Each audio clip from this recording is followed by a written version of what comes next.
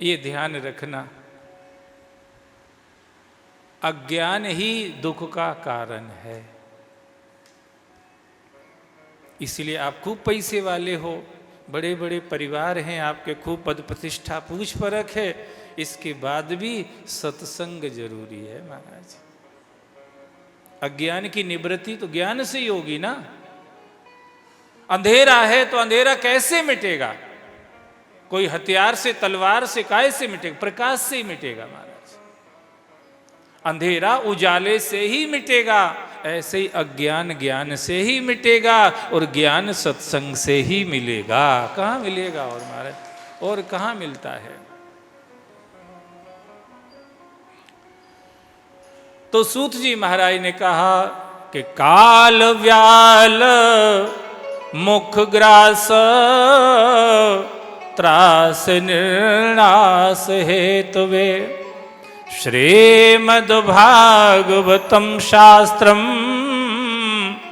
कलौकीरेण भाषितम एतस्माद् परं किंचिन मनः शुद्धये न विद्धते जन्मांतरे भवेत पुण्यम तदा भागवतम लभेत।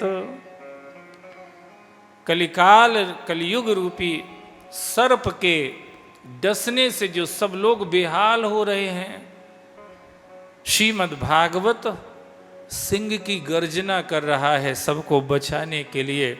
जैसे सिंह की गर्जना सुन करके जंगल में जितने जीव होते हैं सब भग के अपने अपने दरों में, अपने अपने बिलों में छिप जाते हैं, चाहे वो चूहा हो और चाहे सांप हो। ऐसे श्रीमद् भागवत के इन शब्दों की, इन ब्रह्म रूप शब्दों की गर्जना सुन करके कलिकाल रूपी जो सर्प सबको डस रहा है, ये भी अपने बिल में जाके छुप जाता है महाराज। ये भी अपने बिल में छुप जाता है।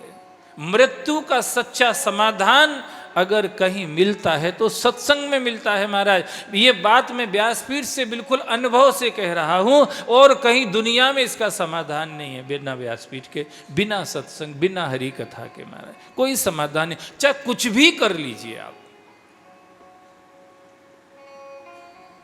और जब तक मृत्यु का समाधान ना हो ना, तब तक भय मन में व्यापा रहता है। भय से मुक्ति नहीं होती महाराज, क्योंकि ब्रह्म की निवृत्ति ना हो तो भय से मुक्ति हो ही नहीं सकती।